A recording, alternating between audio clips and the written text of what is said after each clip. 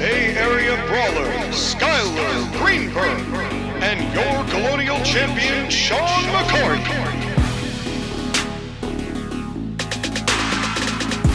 Welcome to the Court-Martail Podcast!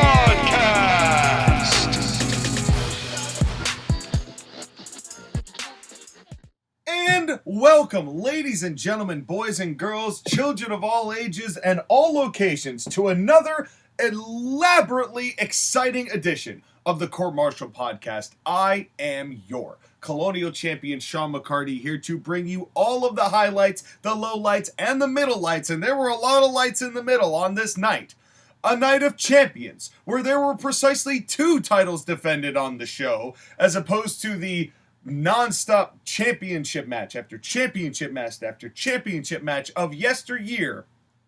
But life is full of changes, as they say, because this was not here stateside, but this was in Saudi Arabia itself. And it was certainly a show to be had, but I cannot do it alone, breaking it down, that is, because by my side, the man of the hour, the man with the power, too sweet to be sour. He is the Bay Area Brawler himself, Skylar Greenberg. How you doing, buddy? Are we sure it's a good idea to have a Jewish person talk about something that's happening in the Middle East? Well, yeah, sure. Why not? What's going on? Well, I mean, Do you just know I have no criticisms of the government of Saudi Arabia. Saudi Arabia is a country. I agree. It is certainly a country, and a wrestling show is head on it. There is no gun to my head. Nope. And as far as I know, guns don't even exist over there, because it's just peace and love and joy throughout, and a fantastic wrestling show according to them. But what is it according to us, Skylar? Because we have got ourselves a show that was, on paper, a very interesting card. But when it came to the delivery of it, how do you think it lived up to expectations? So, we're in, again, a weird part in WWE where the product is not hot. Even the most hardened of WWE fans must admit that the show has been lukewarm, lacking lately. Yeah. And to me, this show continues that trend. I'm not going to say it's a bad show, but I'm also not going to say it's a great show. It just feels like we're in the middle of a path to get to somewhere more interesting than what it is currently. Yes, I would agree with that. While it's different people and different circumstances and different storylines, I've seen this show before many times under the Triple H administration, with the same kind of angles and the same kind of matches and the same kind of main events with the same kind of main event results that, like you said, Sky, are more the means to an overall end later on. And so this show felt like a pit stop. Well, it is a pit stop, and that's what these Middle Eastern, Saudi Arabian shows tend to be. Now, let me ask you something, Skylar. Do you think that because this year is centered around John Cena making literally nothing but pit stops on the way to his retirement, that ultimately has hurt the feeling of what WWE is aiming towards, because you kind of have this predestination already preset for us? I'm going to say yes and no. Yes, in the fact that we know that John Cena has an end date and we're counting down the number of dates that he has left. But no, in the sense that the rest of the show, besides John Cena, could be interesting if WWE so chooses. And right now, it kind of isn't. It's very selective. I think it's very selective. And it's not that people aren't getting over it. It's not like they're not getting crowd reactions. They are. It's I think just for the people who are routine active watchers of this program, and I'm only at a limited basis because I'm really only watching PLEs and occasional programming from Raw and SmackDown on highlights that I so choose, or if I feel like I'm compelled to watch a Raw on Netflix, which happens occasionally. But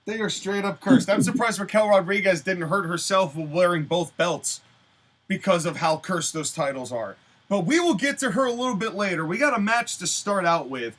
It is Cody Rhodes versus Randy Orton for the Men's King of the Ring Finals. What was your overall thoughts on this match, Skylar, especially with what happened at the end? Well, let's be clear about something right now. There were two matches that kind of were drawing us into this show, if we're being honest, had to watch it. Bookended. And this was one of those matches, and this was really good. I think this was maybe my favorite match of the night. I thought this was a great pace. These two are so good. I mean, Orton's tremendous, and Cody being in there with an old friend like Randy, and they gelled instantly, I thought, in this matchup. And it was great to see. It's crazy to me that this is the first match that Cody and Randy have had one-on-one against each other since Cody's return 3 years ago. Well, remember, Orton was out for about a year and a half of that, and then when Orton came back and then Cody was out, you know, it was kind of a neither person could quite align with each other for that penultimate moment. And it's like ships passing in the night. Yeah. And you know, clearly this is not going to be the last matchup between these two. They really made sure we got the message that this is not going to be the last match between these two.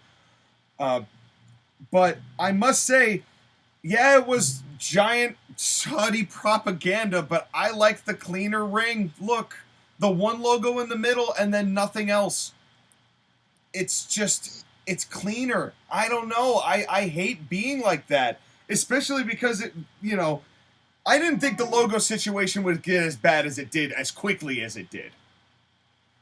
Well, we didn't know how many logos they were going to put, and now that we know that, we should never do it again. Yeah, and SummerSlam's going to have two separate mats with two separate sets of logos. That's what it's going to come to. They're going to have two completely different rings set up. They're going to have they're eventually going to go back to the WrestleMania 2 idea and have it in two different venues just so they can have more space for groups of people wearing sponsor logos and waving whatever the product is around and screaming for in-between matches. That's where we're heading. That's where we're heading. Now, may I say one complaint I have about Cody Rhodes and Randy Orton? Please do. These two men like milk. Well, see, now this is a difficult situation because the crowd, I think, was a very important factor in how this matchup went down. Well, the crowd is always an important factor of how every match goes down. Well, but in this particular case, when we get to the finish, it's going to matter more than normal.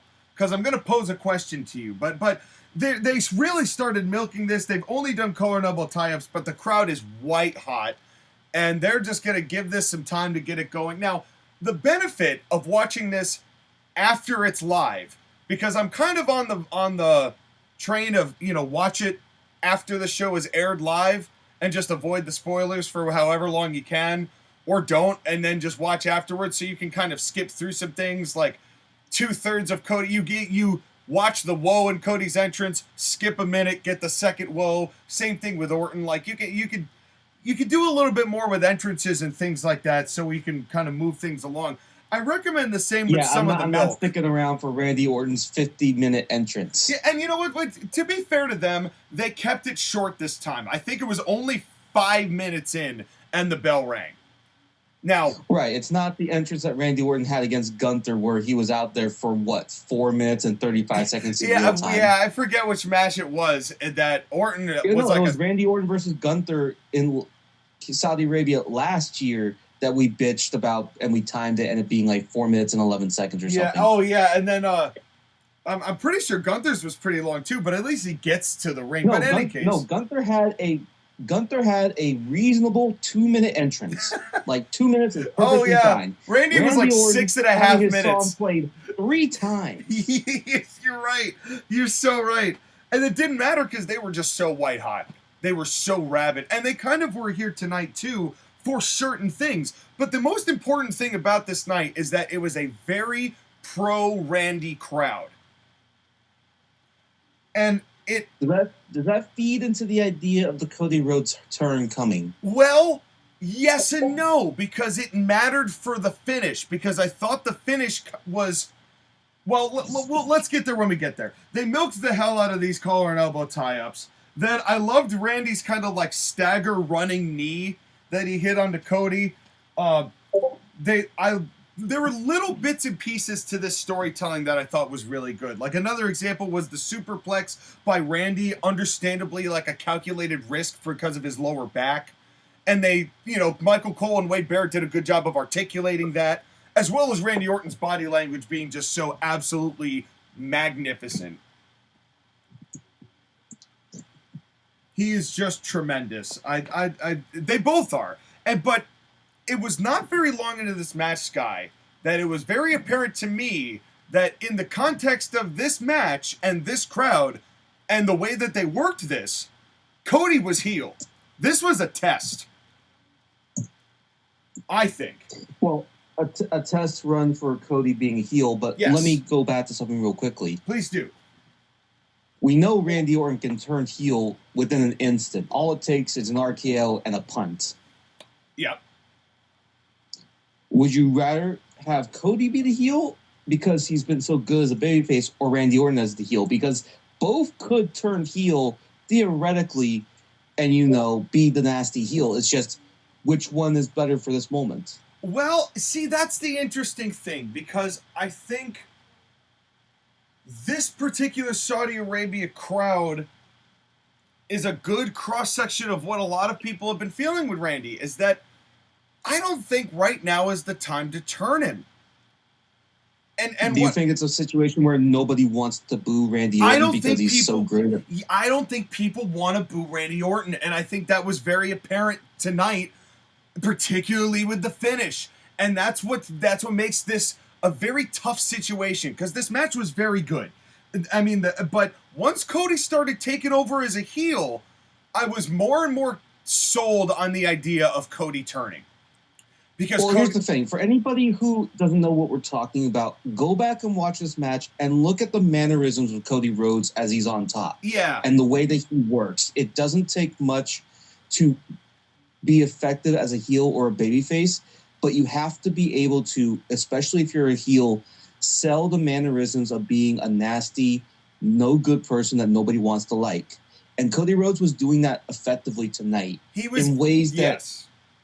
we haven't seen in a while because he hasn't been a heel for a while. There was a viciousness to him that was articulated. Now, that's not to say that he was doing heel stuff, right? It wasn't like he was cheating or taking shortcuts or thumbs to the eye, but it's just everything had a little bit more sting to it. There was a little bit more aggression to everything, and it's hard to articulate that in a podcast about it.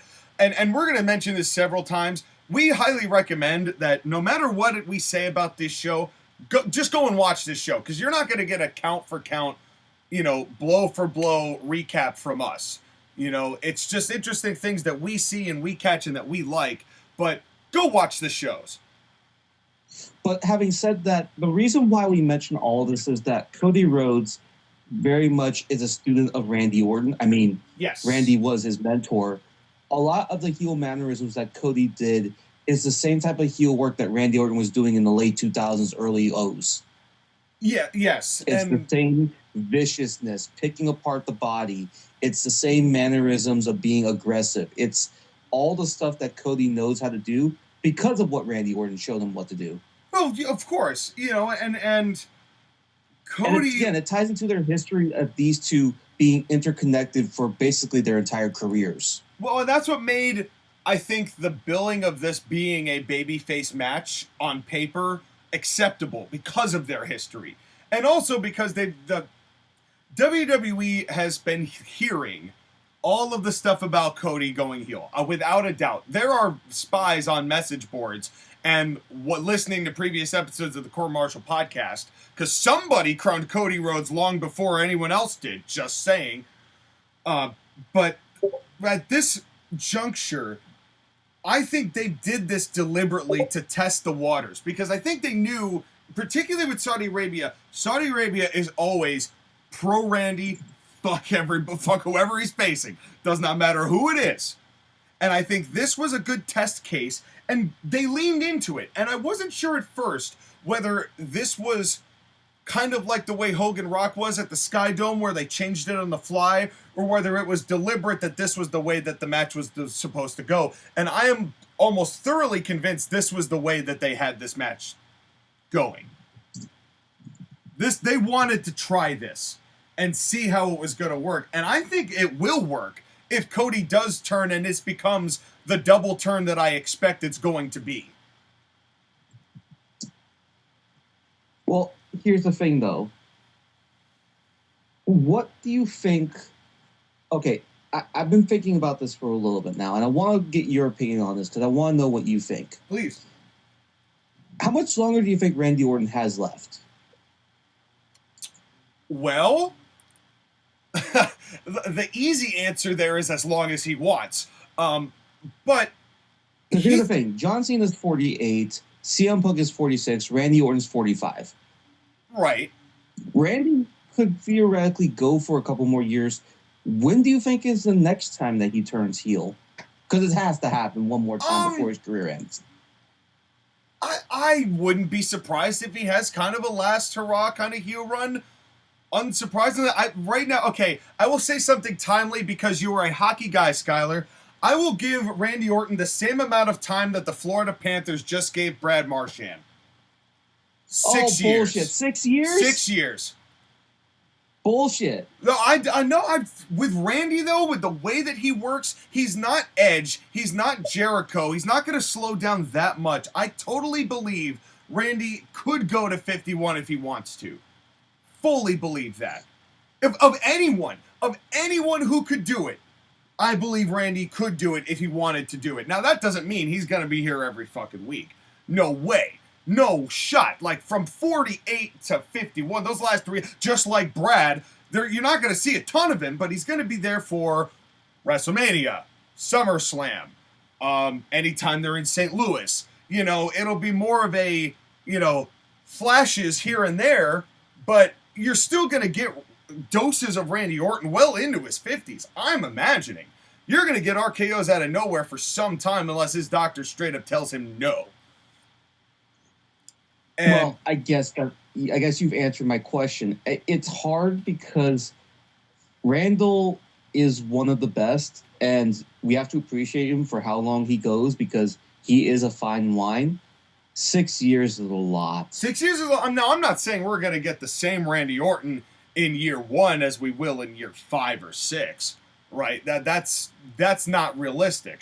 But Randy, I mean, I hate to use him because AEW has completely ruined the guy, and he kind of has as well on Twitter. But, nobody thought Dustin Rhodes would be wrestling still, and he's, 54? And Jarrett, who's also in his 50s. There's quite a number of guys who are now working into their 50s, even on a limited basis. And but here's the thing, though, is that those guys, as good as they are not Randy Orton, who, at this point, you have to put him into the conversation of being one of the greatest professional wrestlers of all time.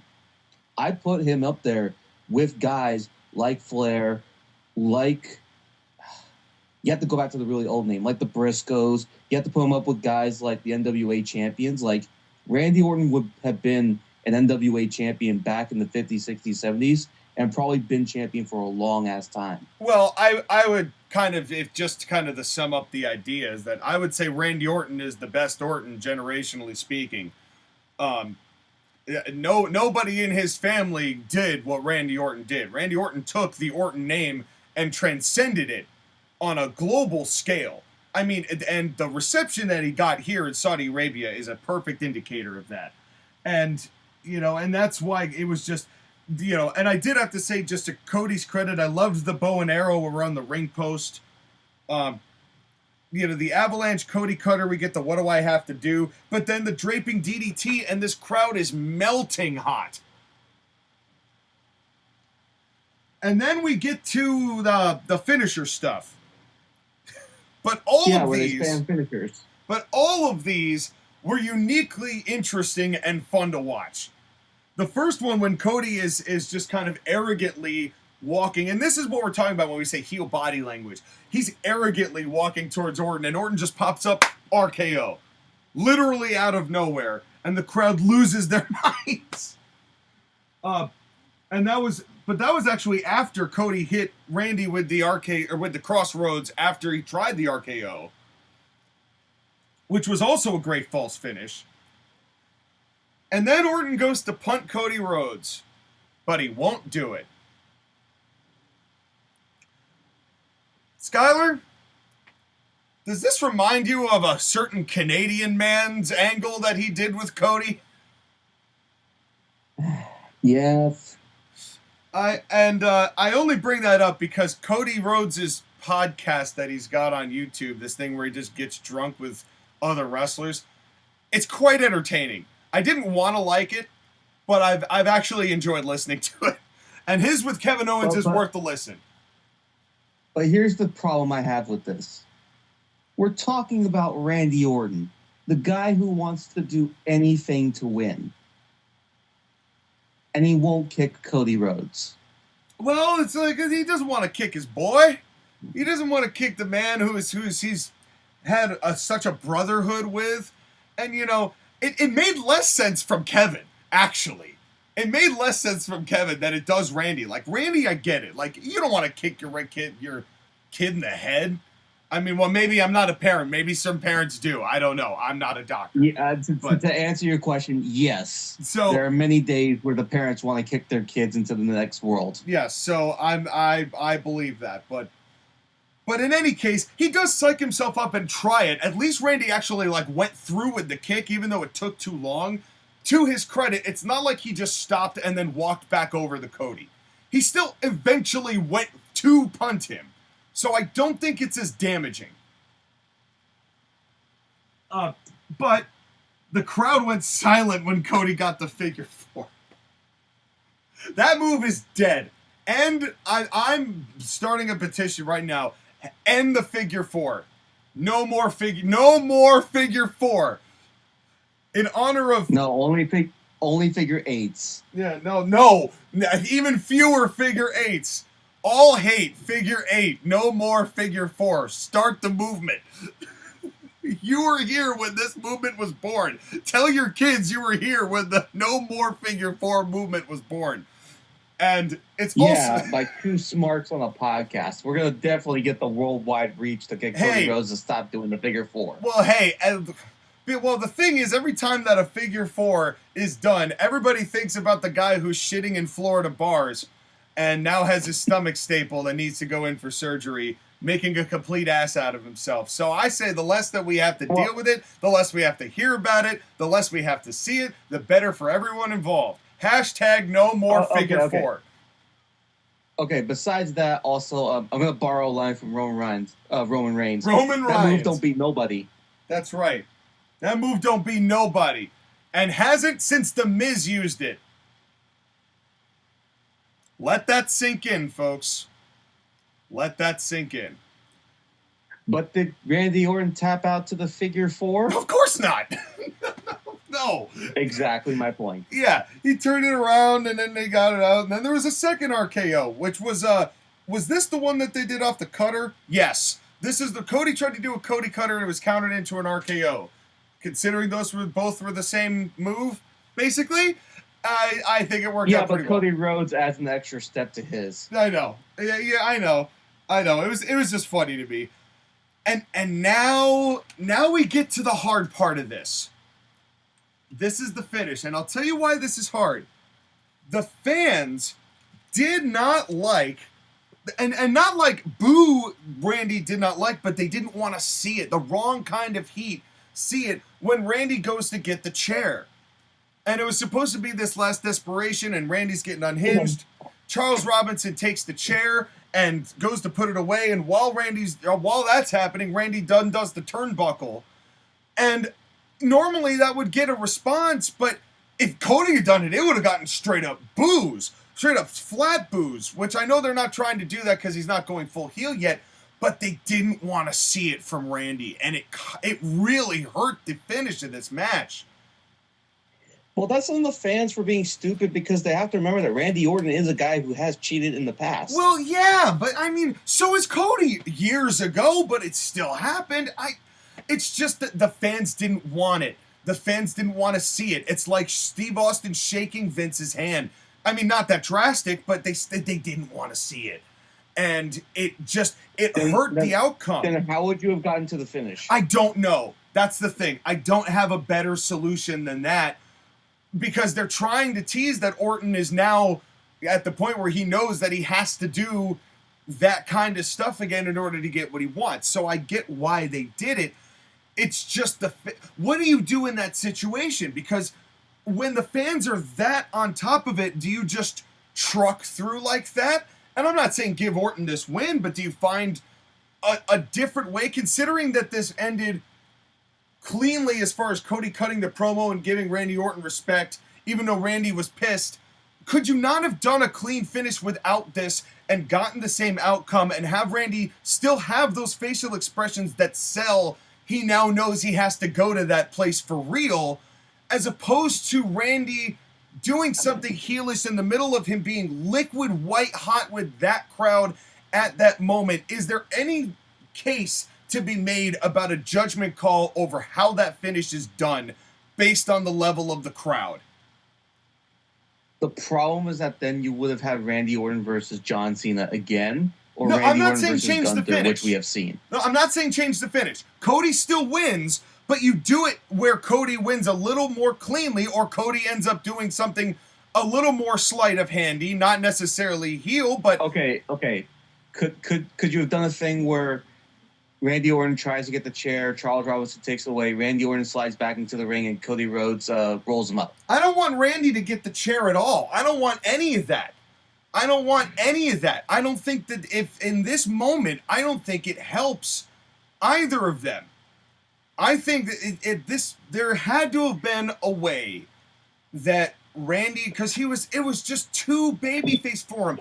And even if he gets caught with like a roll up or something like even the Brett and Bulldog finish, something where he gets caught and it's the same bullshit as the last year in the same show at the same finals, and it's his friend.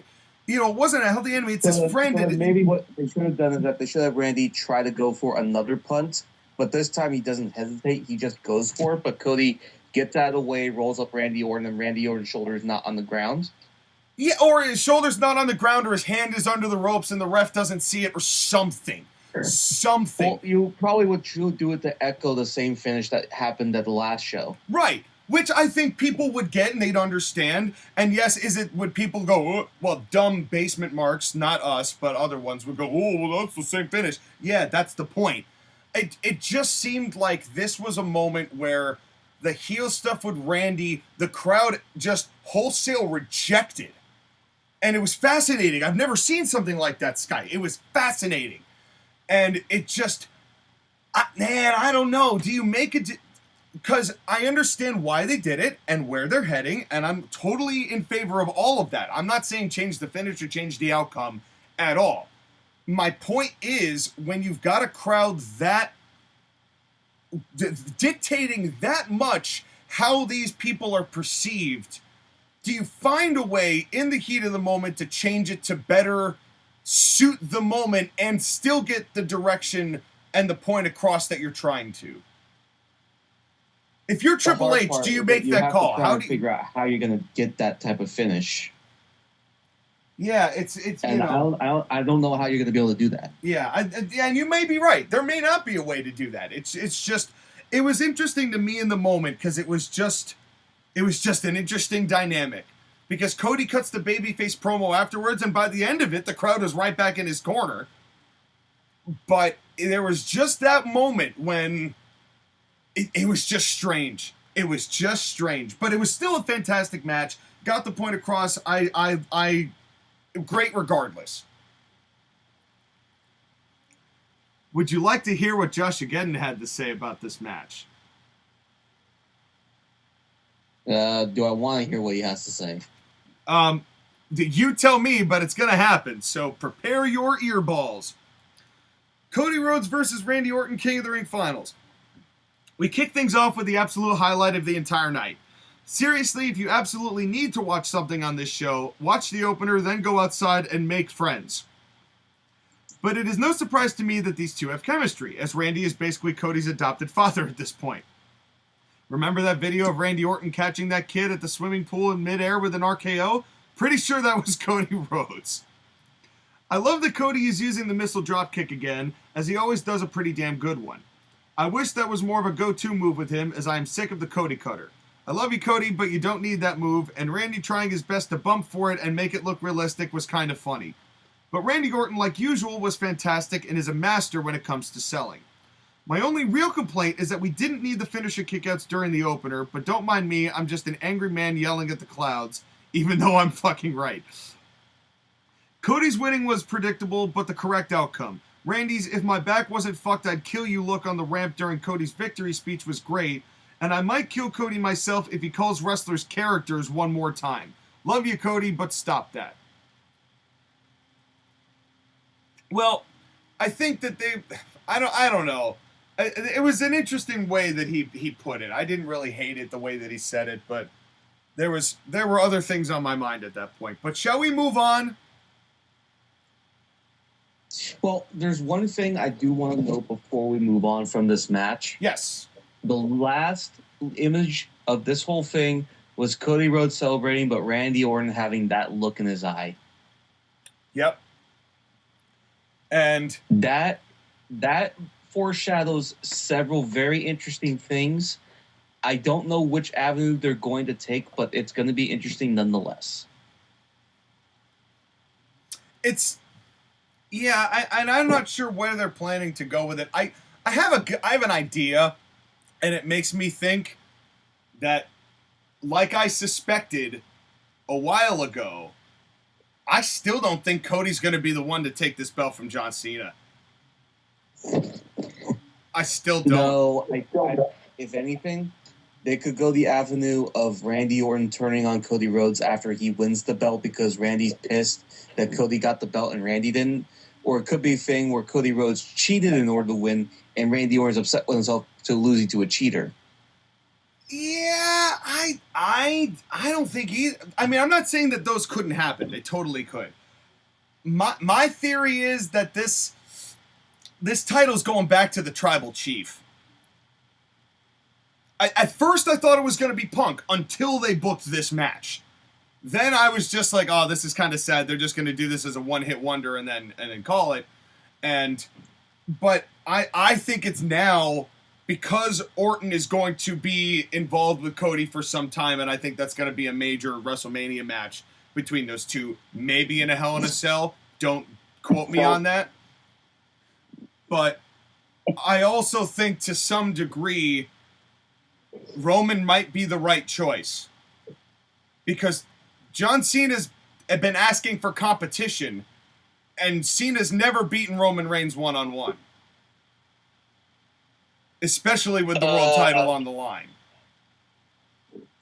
I mean, we'll see, but that to me feels a bit like a step down. Isn't that a wild statement? Isn't that a wild statement to be saying in 2025, all things considered? And the reason why I say it's a step down is that it feels like Roman Reigns has other things to do, like fight Seth Rollins and CM Punk. I don't know. Well, I feel like Seth might be a major player in the outcome of that Cena and Roman Reigns match. Just saying. Are you suggesting that Roman fights Cena and CM and Rollins cashes in the middle? I think he's gonna try. I'm not sure he's gonna succeed. I don't know if Seth actually walks away with a belt with this thing. I'm not positive.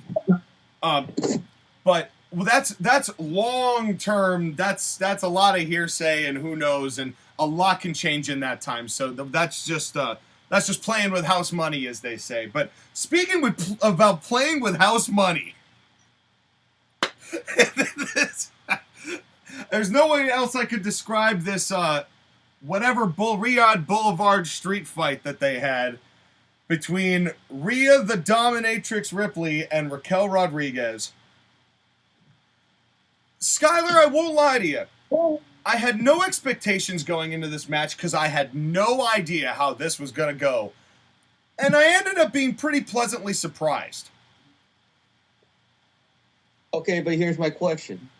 Are we saying this was a good match because Raquel Rodriguez was better than normal? Or are we saying this is a good match because Rhea Ripley carried Raquel? Well, Skylar, let me answer your question with another question. How many Rhea Ripley matches have we asked that exact question at the beginning of the match? Well, actually, let me be even Almost more all and of answer them. your question that you're answering my question with. How many times have we said this about Rhea Ripley versus Raquel Rodriguez? I'm pretty sure all of them. But yeah, that's... Because it feels like Rhea Ripley, every so often, is tasked with either trying to get a good match out of Raquel Rodriguez or Nia Jax. I don't know why they keep asking her to have to carry the two largest anchors, literally, in the women's division, but good on her. Because Rhea is a female goth Bret Hart. And she can literally do it with everybody. There's Now I'm just imagining Bret Hart in goth makeup listening to emo Marilyn Manson music. I approve of this. That should be an album. That should be the Josh Again's band's album cover is a goth Bret Hart listening to Marilyn Manson. Like that, like the emo hitman. Oh God. Yes. I'm totally in on that. Let's do it. I mean, he was on the fringe of that grunge era. It just didn't quite happen for him. But in any case, Raquel came out and this Riyadh crowd reacted the way that literally every other crowd does, in the fact that it didn't. But then, I must admit, we started with a collar and elbow tie-up. We started with some wrestling. It wasn't terrific, but it was decent. I don't really have much to say about the match other than those full-length bodysuits really kind of ruin the effectiveness of chops. They make them sound louder, but that's about it. The skin ripples underneath the wetsuit. Or at least you could see that with Nia. You can't see that with either of these ladies. They have Now here's a question that I have. Go ahead. Do we overrate Rhea Ripley? In what way? Because we've been saying, yeah, she's the best wrestler, but I mean, she hasn't had the best matches recently. I don't like her promos. I don't know, something's off with her. I'm not saying that her promos are terrific. No, I'm joking, Sean. I'm joking. But I mean, well, you said it with such conviction, but like to me, it's not even close. This match again needs to remind people that Rhea Ripley is currently the best women's wrestler, not just in WWE, not just the world, but maybe of all time. And I know that's a very, very, very big qualifier. But damn it, if this doesn't show it. Well, I mean, I think pound for pound wrestler Rhea might be one of the best ever. You know, I think... No, full marks. Full marks. Now, unfortunately, I can't go back and watch, prime Mae Young and her wrestling. I mean, there's some things you can dig up in YouTube about that, but I would also argue that it was also a different presentation for women. It was a special attraction match, so it was just different. Now, there were some great women's wrestlers, so I don't want to take anything away from any of them. But in the modern era... Rhea Ripley is one of only a very few group of women who I think could wrestle just on the same level as the men. It's her, it's Charlotte when she wasn't botching so much. It was Bianca Belair for a little bit. It was Becky Lynch for a little bit. Those are the women who, to me, can wrestle at the same level or even better than the male main eventers. But Rhea Ripley is currently the best above all those. Well, I mean, Rhea Ripley is just such a star. I mean, that's the thing about Rhea is that people would come to watch just Rhea, just for Rhea Ripley, and not to diminish Trish or Lita or any of the women before her, but that's something that very few women can say is truly the case. And I'm not talking about Glow or WWA or whatever, all that. I'm not talking about any of that. I'm talking draw real. Right, we're talking about in a worldwide international audience. Yeah. Rhea Ripley is probably this generation's Trish Stratus, but arguably better than Trish. And again, that's no offense to Trish Stratus. No, not at all. I still hold as one of the pioneers of women's wrestling, and that the heck, she's the example of wrestling at the age in the 40s and still doing great. Yeah, I mean until the last couple of rounds, but yeah. I mean, come on. That stuff with Becky Lynch last year or so, it was really, really good. At her advanced age, like, I hope that Randy Orton ages like Trish Stratus does in terms of the ring stuff. Well, but Rhea Ripley, I think she's just a little bit better. Yeah, and the only person who I would even put as far as like in that even stratosphere of what Rhea Ripley is, purely for the fact that she was not supposed to be in that position and forced people to pay attention to her. And yes, she has gotten kind of linear herself, but and maybe she's more of a flash in the pan, kind of a Shawn Michaels style, as opposed to the consistency of Rhea's Bret Hart. But that would be Becky Lynch. Because Becky did force her way to be the most entertaining part of WWE in 2018 heading into 2019 before that fell off a cliff. Well, again, this is the whole thing that at some point age will catch up with you. And typically with the women's wrestlers, it will catch up earlier than the men just because of physiology and stuff like that. Well, all that again to be say, Rhea Ripley is among the best wrestlers in the world. And I will say this. Raquel did very well here. She looked a lot better than the most recent outings I've seen of her. This was... having said all of that about Rhea Ripley, Raquel Rodriguez was better on this night.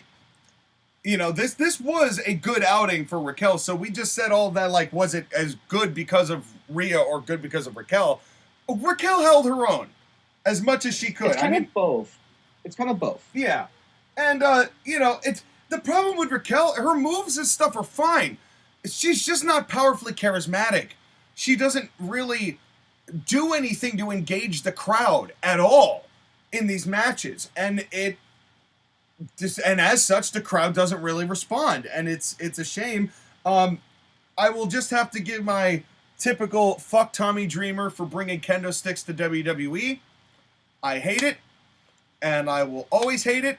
And if your name is not Tajiri or somebody from who actually uses a kendo stick or is from the heritage of the originator of the kendo stick, it is just stupid, and I hate them, and I would love to never see another kendo stick in WWE again. I will get off my grandpa chair and go have some vitamin B. Yeah, okay. Just go ahead and watch your Tommy Dreamer Sandman matches. No, I don't want to see them. I don't want to see Tommy. I blame Tommy.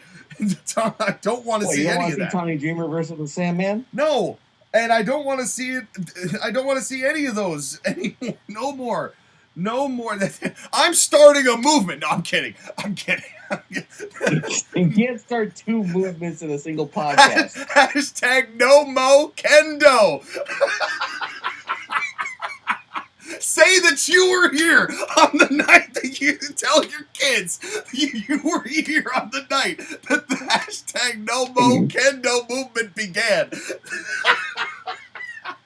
Okay.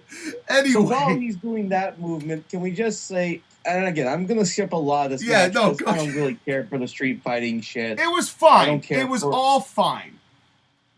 But God damn it, I was scared when they were on that table on top of the ropes.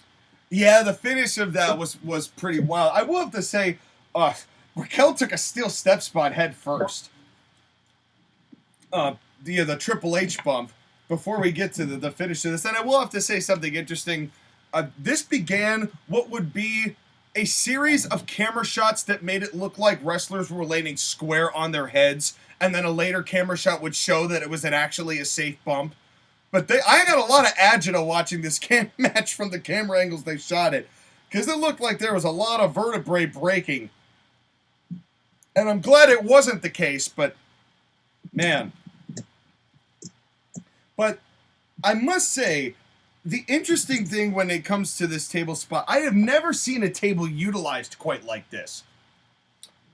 No, we've seen it used before. When? Name me 5 times in the last 55 years it's been used. What? The table being put on top of the ropes and then people doing stuff off the ropes? Yeah, but when in WWE have you seen that? Name me 16 times in the last 700 years that you've seen that. Okay, I was going to mention all the times they do it in AEW, but that's a whole other conversation. Right, yeah, that doesn't count. None of those count. None of those spots ever matter. Hey, they're the number 2 company in the world. That means something, kind of. Yeah, in the same way that Charlotte Flair is the second best women's wrestler in WWE behind Rhea Ripley. So, yeah. Where are we setting that bar? Where are we setting the bar here? That's right. I said what I said. But in any case, and AEW people are going to think that's a compliment. But in any case, I thought that was innovative as hell. And scary because there was a lot of margin of error in that. You know, that could have gone wrong in a number of different ways with a lot of different bad spills. But it all played out the way they wanted it to. And I'm very glad that it did. Because that would have put a different flavor onto this match if it didn't. But overall, for what this could have been, I left pretty satisfied. And I think Rhea winning is the right choice, don't you? Yeah, I mean, it wasn't going to happen, right? What, that Raquel was going to win this match? Yeah, there was no shot. Well, I mean, Roxanne got involved, and maybe you thought there was going to be some fuckery going, but Rhea did Rhea stuff, and you know, I almost thought maybe they're going to try and push Raquel and see if she can kind of run with the ball. I'm actually really glad they didn't. Recognizing that everyone says that she's female Kevin Nash, but Kevin Nash had charisma. Well, okay. Originally, you said it was going to be... I don't want to say this name. I really don't want to say this name. I mean, we're well past the point of it mattering on this program, so you might as well just do it, Sky. Rip the Band-Aid off. But I don't want to. Come on, Sky. Come on, Sky, you play hockey, and you can't say somebody's name on a podcast? Come on, bro. But that's the thing, is that I don't want to say the name because the name sucks. Well, that could be a number of people in wrestling. Who was the wrestler that you mentioned in the last podcast that they were? Who, that Raquel Rodriguez and, Dan Spivey. Oh, yes! Dan Spivey was what you were being held up on? Yeah. I don't want to subject her to that. But it's not incorrect. And that's not knocking Dan. Dan had his role in wrestling. You know, he did. Yeah, be tall, be a shitty wrestler, and be an even shittier person. And well, yeah, but I mean, at least Raquel's a nice lady, as far as I know. But... And I hate comparing Raquel to Dan Spivey, but yeah, she's kind of Dan Spivey. And Dan had a couple good matches, and that's not to say anything... No, he did. Sean. Any match that Dan Spivey had was good because of the opponent and the tag team partner he was working with. Yes, and that meant Sid Vicious, just to put that in perspective. Or Mean Mark. The reason why Dan Spivey had a good match was not because of Dan Spivey. Right, so Raquel Rodriguez. No, at least Raquel can carry sometimes.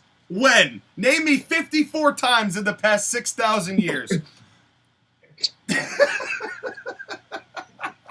Okay, next match. Yeah, that's what I thought. Would you like to hear what Josh again has to say? Yes. Go All ahead. right.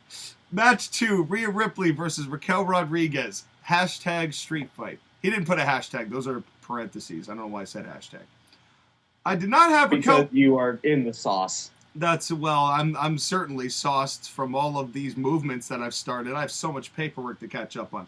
I did not have Raquel Rodriguez actually having their second best match on a pay-per-view on my bingo card for 2025, but here we are.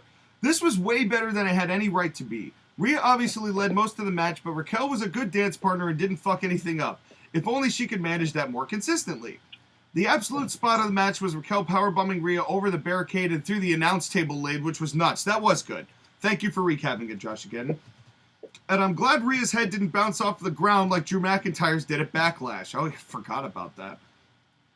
Yeah, there was a whole list of people that are currently not in WWE right now because they're injured. Yeah, injury list is high. A good roster with that list. Yeah, which means that we've got a good number of returns coming. Also, and I'm glad Rhea's head did... Oh, no, I already said that. Also, Rhea shoving tiny little Roxanne Perez inside the trash can made me giggle. That was just a bit. I didn't really care. I kind of wish Rhea shoved her completely inside the trash can, legs and all, and then we could just have Roxanne stuck in a trash can at ringside for the rest of the show. Okay. And then pop up her head like Oscar from Sesame Street.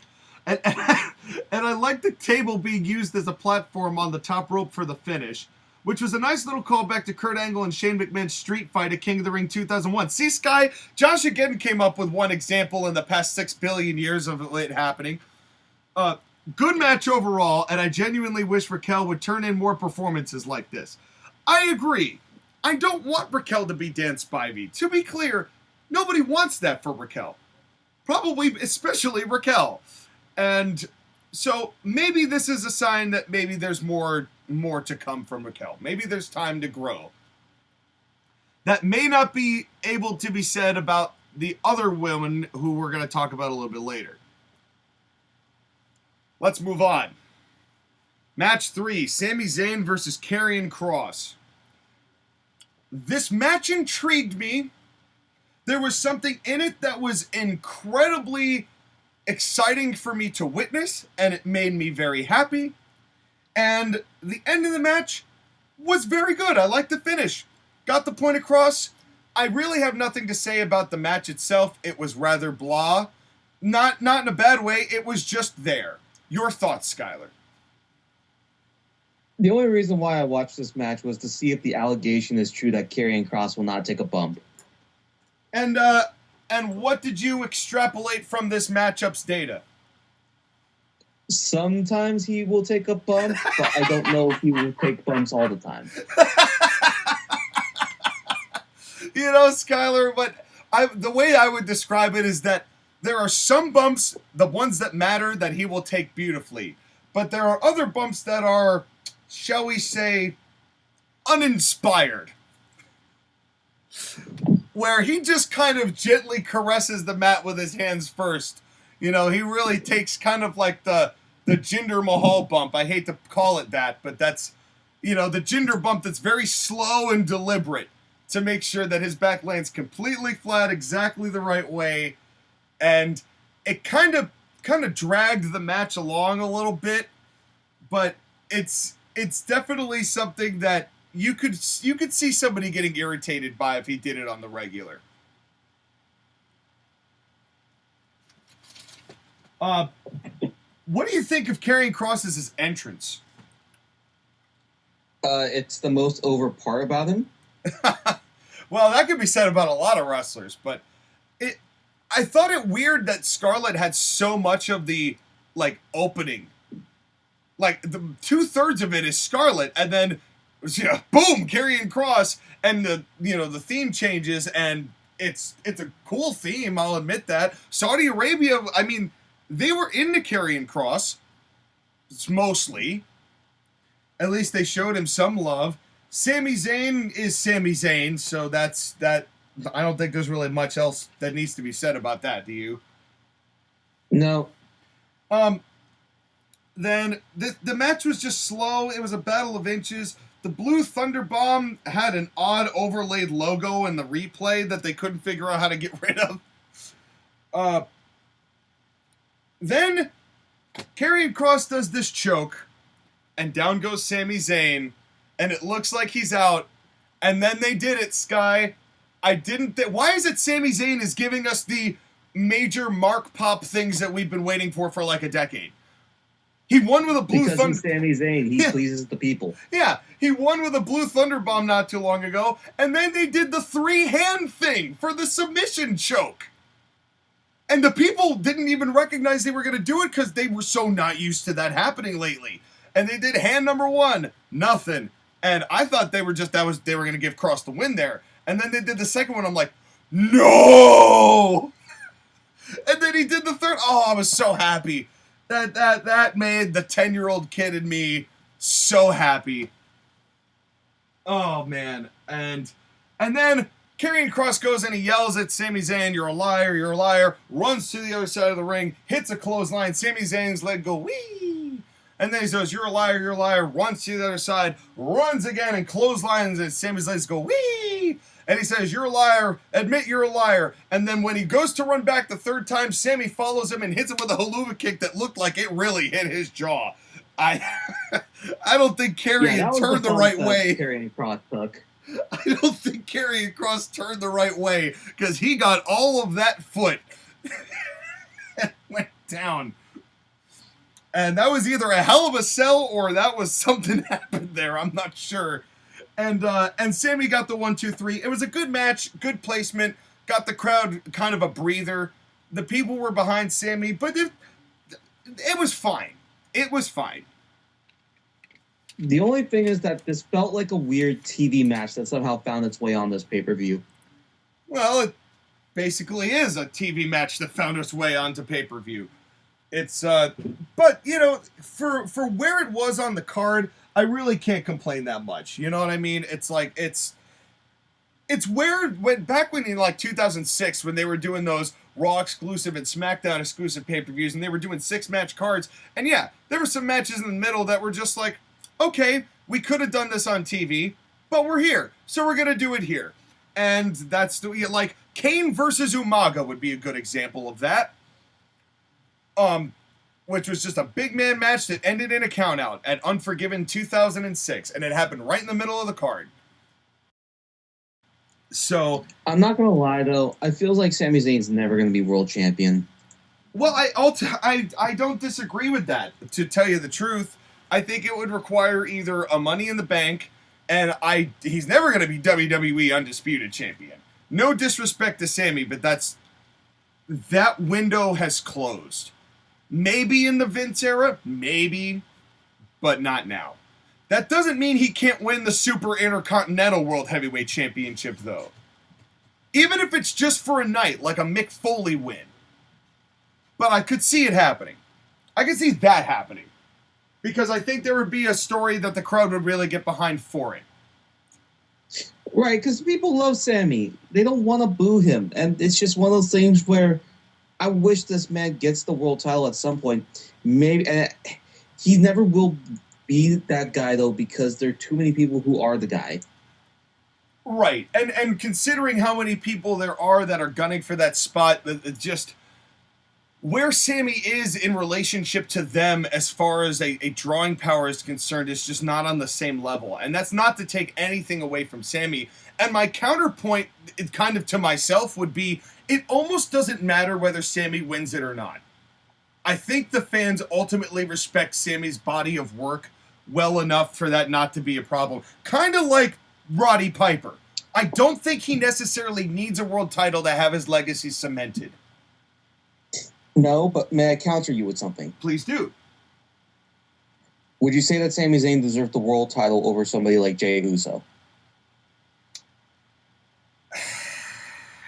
No, probably not. That's my point. And this is the problem with some of the world champions that we have been getting, is that because of the quality of their reigns or the quality of the wrestler that they have diminished the world title in terms of its prestige. Well, that wasn't really why I said no, though. I mean, I understand I get what you're saying.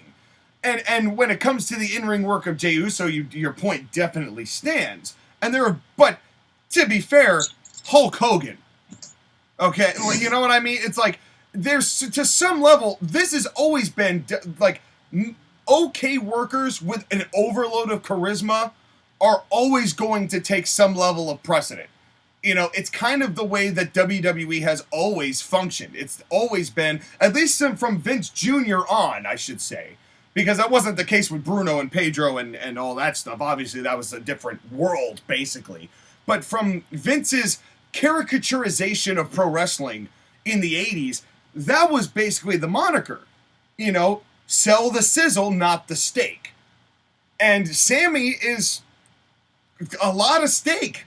He's a lot of substance. He can get the people behind him with an uncanny body language and selling that it doesn't matter who he's facing or what the circumstances are. He can get people behind him. It is a rare ability to do and to have. And I just don't think he necessarily fits the mold of WWE World Champion, but it's not because he's doing anything wrong. You know what I'm saying? It's I don't know. Okay, here's the thing. If Kevin Owens ever gets the world title, Sammy has to be the one to take it off him. Yes, that I agree with. That I 100% agree with. How hyper specific that is. Well, yeah. That's you know, that's the pin in the hole, you know, at the very, you know, the stars really got to align up for that one, you know, to be the case at this juncture, especially because we don't even know if we're going to get Kevin Owens back at all.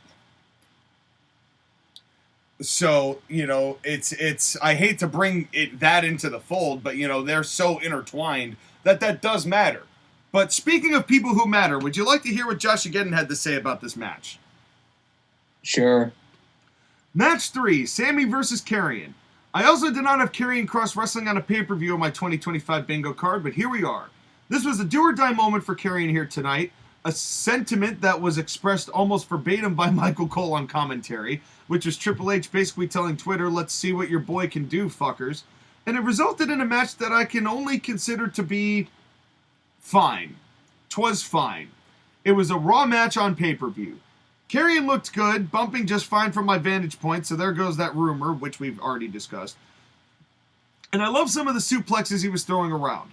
Although neither Michael Cole nor Wade Barrett can tell the difference between a Saito suplex and an Exploder suplex, which just makes me angry and sad. Sangry? The ending was obvious because Sammy is a Muslim. Okay. Okay. But man, Karrion really needed a win. Maybe he is due for one soon, but I have doubts. I don't care either way, as Karrion has always been just enemy, but we all know that X won't be happy no matter what Triple H and WWE does, so who fucking cares?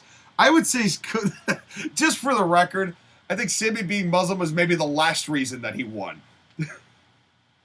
But it helps. I'm not saying it doesn't help. I'm not saying it doesn't help. But I'm saying it was low on the reasons he went over. But in any case, we are now at match 4. Jacob Fatu, our first of 2 U.S. Championship matches. Jacob Fatu versus Solo Sikoa for the U.S. title. And what were your thoughts on this match, Skylar? Well, if you want me to vote for one of the worst matches of the night, this is one of those, but I don't know how to explain it. Well, I'll give you some time to figure out some words to formulate with it. Because here's okay. I have my issue with it. Okay.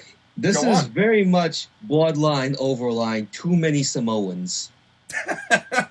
Yeah, we have kind of exhausted the interest in more Samoan wrestlers. As this is entering like create a wrestler territory where you have only so many slots on the game, and like 10 of them are your relatives. You know, it's getting out of hand here. My big issue with this match isn't necessarily the match itself. I like Solo. I think Solo is being funnier as hell. I really like that he's trying to create an identity for him now that Jacob Fatu basically took most of it. That he's trying to create an identity for himself, which I like, and I think he's doing a good job with that, and he really, really, really needed a win. So I'm happy that Solo won this belt. Here's my problem. How many times have we seen exactly this with exactly the same people in exactly the same way? Triple H has run out of angles. And so we're getting the same ones the same way every time they're trying to do something with these people. Tell me you haven't seen this match at least 10 times during the entire Bloodline saga that Roman Reigns was on top of. Yeah. And they all wear the same hoodies and they all go to the same brand of black turtleneck apparel. And apparently, as, you know, the start was hot. Solo's red gear looked awesome. I won't make the joke because it doesn't really apply. There's a nice jumping clothesline. Again, this is one of those matches where there really isn't much else to say other than I think Solo's body language has gotten much better than it used to be. Yeah, Solo Sikoa has definitely gotten better as a wrestler. It helps that he's gotten in better shape. He's gotten more experience. He's not the green guy he was when he first debuted. Yeah, and I thought that these two had a pretty decent chemistry together. I mean, it was nothing to write home about, but Jacob, they were throwing punches, first of all, like legitimate, like actual punches, which was nice. You know, instead of just the forearms. I liked the apron Uragi to the Florinagi. You know, there were a lot of big boy sentons. You know, that big German that looked like he landed on his head and then he just no-sold it. And, you know, this was, again, the theme of these bumps were cutting it close with people's craniums, man. They were close. And then we get the bloodline part of the match, for a lack of a better phrase. Bloodline rules. Yes, because out trots Jeff Cobb. And I mean trot.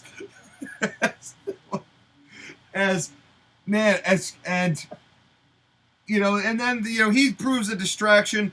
Tonga Loa comes back and nearly botches the one move that he's responsible for. It wouldn't be a Tonga Loa thing if he didn't try to screw something up. I know. That's the funny thing. It's like, the first time I saw it, I thought he did it fine, but then I saw a replay, I'm like, oh no, he nearly fucked that up. Like usual. And, you know, they did it 2 count. Jacob Fatu's handspring kick and then the moonsault over the top rope was awesome. Because it's Jacob Fatu and he's just incredible as a guy. And I think he's somebody that we're going to see propelled up actually into an upper tier level of superstar in the next couple of years.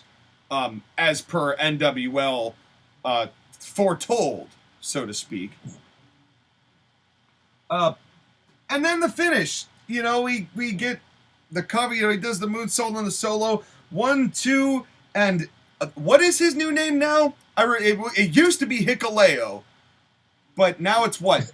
Tali Tonga, something like that. Tali Tonga. Tali Tonga, as in tally up how many Samoans you see on your television, and let us know in the below. So let me get this straight. We have a Tama Tonga, a Tonga Loa, and a Tali Tonga. Yes. For Tali Tonga Loa Tama Tonga. Yes. That's a tongue twister of Tongas. That's a Tongan tongue twister. Yes, exactly. But here's again the point. Too many Samoans with the same names over and over again. Yeah. Yeah, and the dude is huge. He's not like beefy, but he's just tall and he's in great shape. You know, if Vince were still around, he would have tried to push that dude to the moon instantly. He's a big dude. He looks good. I hate that you're right. I mean, Vince wouldn't be able to help himself. Think about how many pushes Daba Kato got. And that pretty much puts it all into perspective. But in any case, I'm not going to be opposed to this guy coming on to WWE programming. He looks huge and he looks good. It's just, God, we've just been through this, and this is like This is like when they reboot a sitcom, but only like one of the actual old cast comes back and they have to fill in with other people that they're supposed to make matter. I hate that you made that comparison because I thought of Scrubs almost immediately. Yeah, that's a great example. They bring back Zach Braff for 6 episodes to try to pass off to the new characters, and it failed immediately. Yep. That's and I don't wish that fate upon Soul. I think there's actually more hope for the Bloodline than there was for that show. But at that, okay, but here's the question: which overdrawn stable is going to leave first, the Bloodline or the Judgment Day? Oh God, probably the Judgment Day. Right before we went on the air, the Judgment Day won the tag team championships from the New Day. I think it's got to be the Judgment Day because there's no Samoans in the Judgment Day. Yes, but they keep adding female members. They're not Samoans. Until they've got the political clout of being Samoan, their program will eventually die. The Bloodline will exist forever. Because they have infinite number of Samoans that can call from the Isle of Samoa or Tonga to bring up. Technically, the Bloodline storyline began with Afa and Sika. It just gained steam with The Rock, with the Nation of Domination, and then really gained steam with the actual name, the Bloodline, when Roman Reigns took it over. But we've been having to deal with this forever. This is just as ingrained with WWE ideology as anything else. The Bloodline's been going on for 5 years. Yeah. So a note to you guys, Judgment Day, if you want to stick around, recruit some Samoans. Are there any female Samoan wrestlers? What's Tamina doing these days? Fuck you. No, they've already got Raquel. They've already got Raquel for that. No, I will say this. Tamina is more representative of Dan Spivey than Raquel Rodriguez. Because Tamina was awful. Awful. Raquel is not awful. She's okay. Tamina was consistently awful. So I now have to be subjected to Tamina matches. Yes, well, but thankfully, Solo got this win. Nobody's meaner than Tamina. Yeah, nobody was meaner than people having to watch Tamina.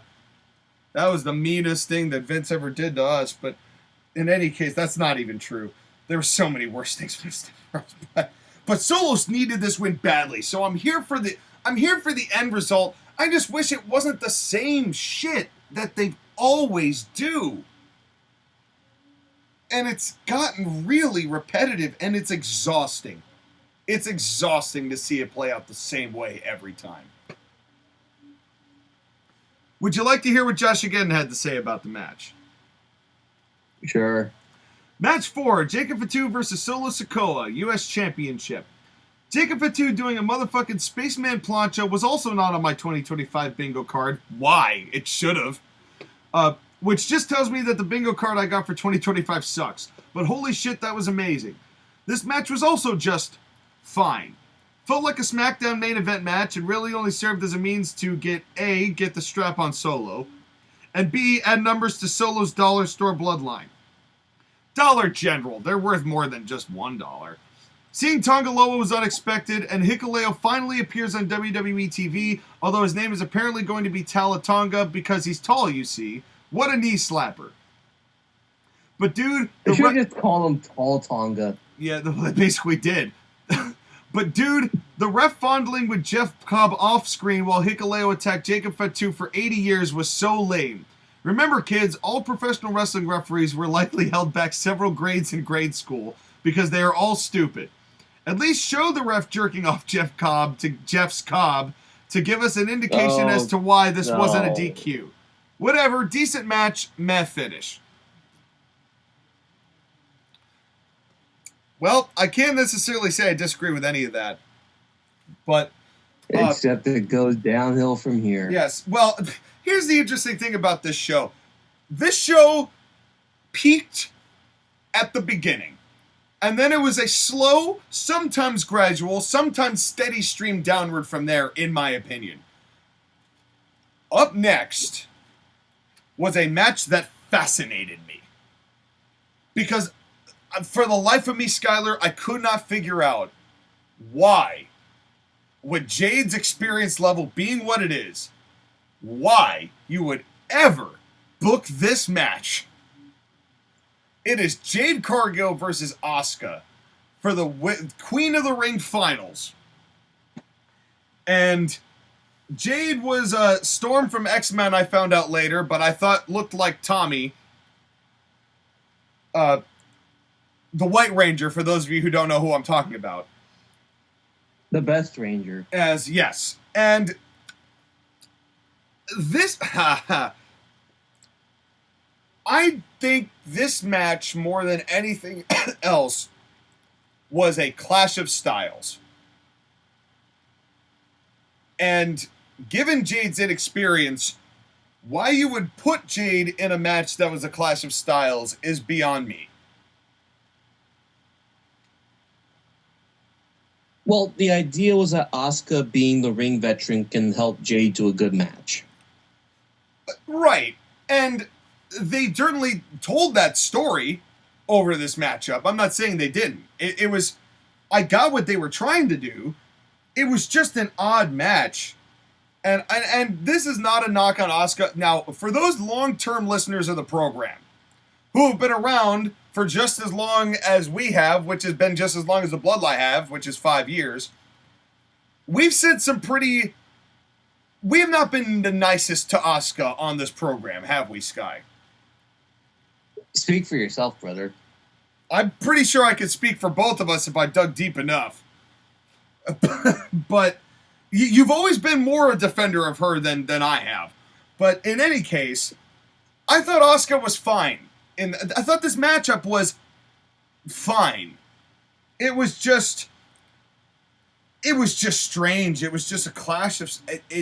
Asuka with the kicks and Jade trying to, like, cover it, but trying to figure out how to handle it. Asuka did this, like, walk over the leg just to stomp the knee. And then Jade started hitting some power moves. I don't know. Is there anything you really even want to say about this match other than the finish and then kind of talking about Jade as a whole? No, just get to the finish. Yeah, this is one of those ones you kind of just have to watch. The story was fine. There was a pull-through German from the knee bar, which was cool. The kip-up should have been sold better by Jade, because she kipped up like she wasn't just having repeated attacks on her knee. And the crowd did not care about Jade at all. This was a pro-Asuka crowd for the few men who gave a fuck about this match on that in Saudi Arabia. They were much more Asuka than they were Jade. They did a running heel kick, or at least Asuka did, to the turnbuckle. There was a full armbar, which was nice. And then Asuka kicking Jade's hand all the way down when Jade tried to go for a counter. Jade cannot sell at all. Now, here's a question. Is it because she doesn't know or refuses to? I don't think it's because she refuses to. I think because she's just not good at it. I think she thinks she's selling great, but she's not selling great. She's selling like she's only doing the counter because she knows it's time to do the counter. It seems like, at least from what I can tell, Jade is much more concentrated on not fucking up than she is on details like selling that something has happened or registering that it's taken place. And I hate to agree with you, Sky, but we were talking about it before the show. I don't think Jade's improving that much. And this match did a disservice to her because I think it was a clash of styles, so she wasn't going to look good in it. But even still, it's been a couple years now. Some people just aren't able to wrestle. Well, and it's sad because I hate to say that Tony may have booked her the right way. Well, the thing though But- is that Tony only booked her one way, True. and the thing is that you can't get. Jade Cargill is a throwback to the old style of dominant wrestler who you can steal a pay-per-view with once a year, Yeah. but you're not going to be able to do it long term. But WWE has to experiment and try and figure out, how am I going to get the best usage out of Jade Cargill? And the answer is to put her in shorter matches, but try to give her the opportunity to get better at it. Listen, you're not going to get better unless you fuck up. That's the rule of life and law and Yes. wrestling and all that stuff. Yes. And WWE is trying to do stuff with Jade Cargill, see what she can do, see what she can't do, and cover up as best as they can. The one criticism you could make is that they shouldn't have had Asuka in there. They should have had someone like Alexa Bliss, who Asuka did beat in order to get to this point. Yeah. Maybe if Alexa Bliss is in there, maybe the match is a little bit better. But even then, Jade Cargill is the person that ultimately you're trying to work with. Maybe it's just because she's too set in her ways. Maybe it's because she's too old. Maybe it's just because she's been trained improperly. I don't know what it is. But the thing is that she is not a natural. That not is a very natural. much certain. Yeah, I think that's basically the summation of it, is that this does not come intuitively to her in the way that it does for so many others, and it's kind of, you can tell. And, I think part of it is that, you mentioned Alexa Bliss, and we were talking about this again before the show, it's that Jade right now needs veterans of specifically, like, American-style wrestling. And that's no knock on Asuka, because she's been, like you said, Scott, she's been here for 10 years. And so it's not like Asuka doesn't know how to work a WWE match, but Asuka's style is still... It still originates in a Japanese-level strong style that has a certain appeal and has a certain dynamic you can work with in an American sense. But right now, for what Jade should be as a wrestler, it's a mismatch for what Jade needs. Jade needs people who can teach her some on-the-job training in front of a crowd like that, which is why I really feel like they missed a huge opportunity with her and Bianca with the tag belts. They looked so good together. They had a chance to be the female Road Warriors and actually do something with those belts that are completely cursed because Jade got hurt.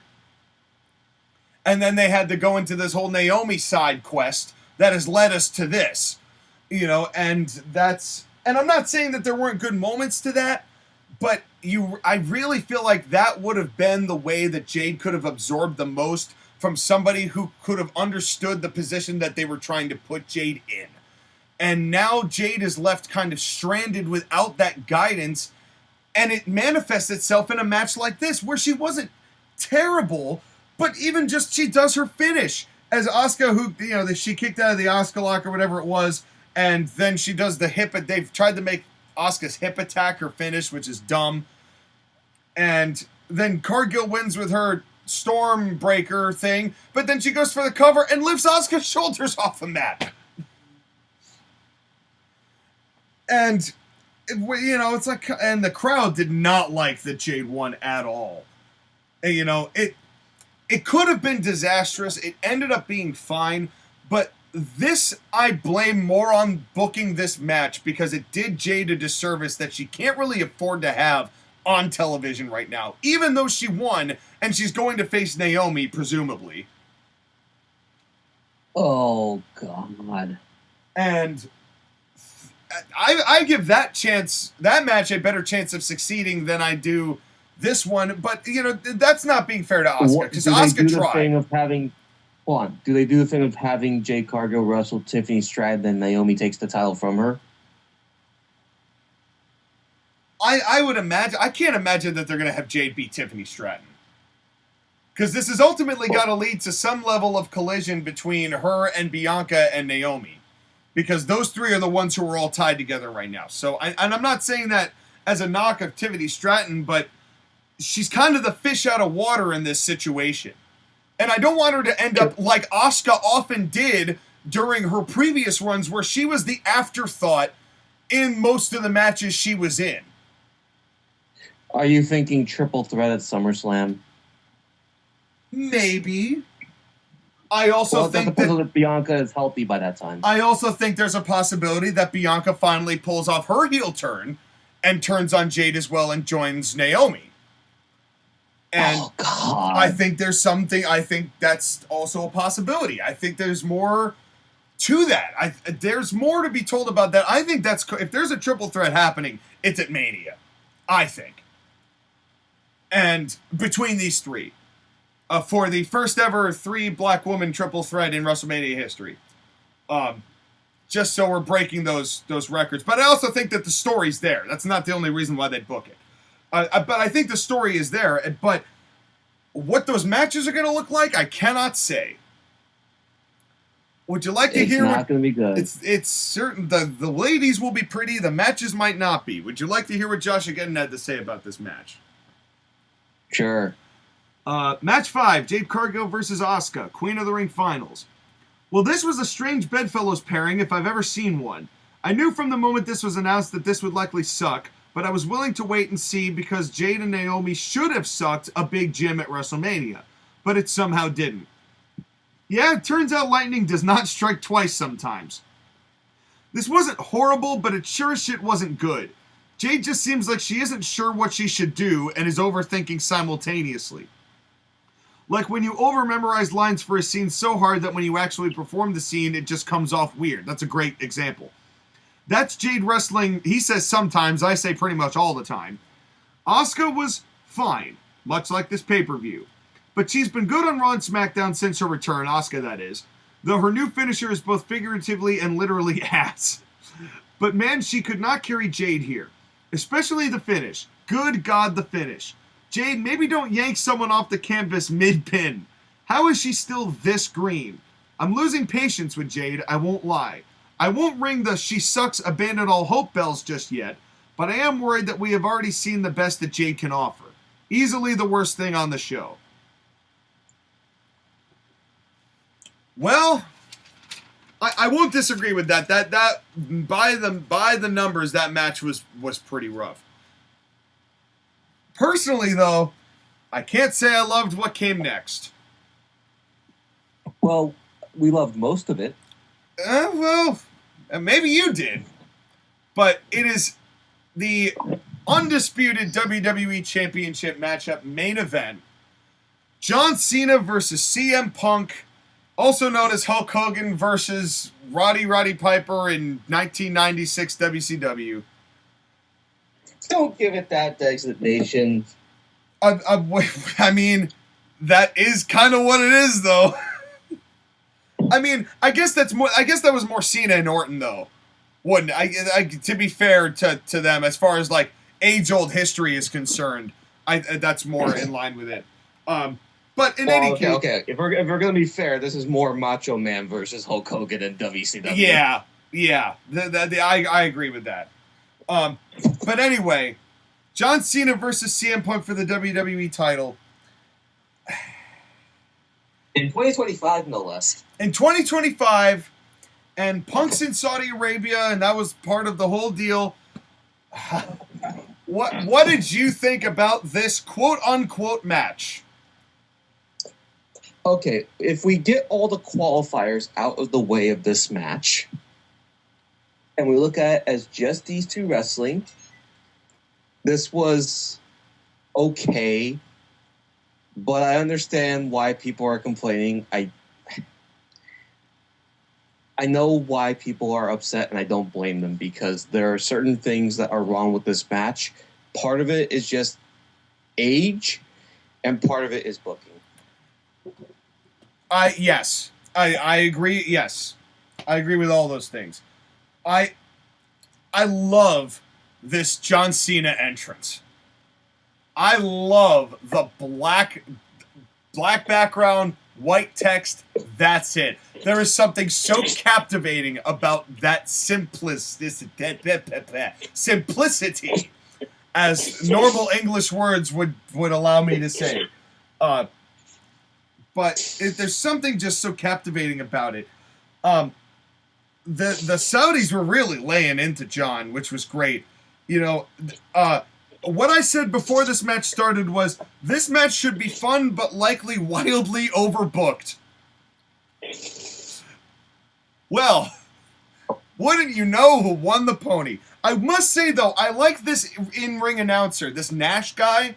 Keep him around. He sounds just different enough for me not to be sick of him right now. I like him more than Alicia Taylor. All the female ones are worse. Yeah, I like him way more than Alicia Taylor. And Lillian Garcia is fine. You know what you're getting with Lillian Garcia. I'm not knocking Lillian at all. But this Nash guy, as far as big names and big top, I like this guy. He sounds different. He sounds himself. He sounds not like a regurgitation of the same ring announcer we've heard a billion times. And that it seems to be rare in WWE, so I hope that he sticks around more than just Saudi Arabian matches. You know it's going to be overbooked when referee Danny Engler is in the ring. Yeah. I am now affectionately calling him Danny Angles. Because every time he's in, it's going to be an Angles-heavy match. Every time. I hate that sounds like a porn name.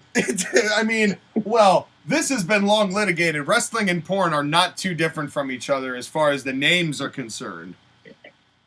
Danny Angles sounds like a B-grade. Danny Angles, she's a former gymnast, if you can believe it. But in any case, speaking of Punk Got the Octopus, Tap out. the octopus, tap out. See, here's the thing. You mentioned porn and octopus. That's not a very good combination. That's right. Man. And well, you know, we'll leave the rest to our good friends over in the great country of Japan. But in any case, you want to talk? You know, Cody and Orton did a lot of milking at the beginning of their match, but it did not compare to 5.5 minutes of lockups and listening that this match began with. And it got no faster. The thing is that I complain about Orton and Cody milk, but that was nothing compared to what John Cena and CM Punk having the whole dairy farm. Yeah, this was like, and it got no faster from here. And that was my biggest problem with this. This match was a slow motion affair.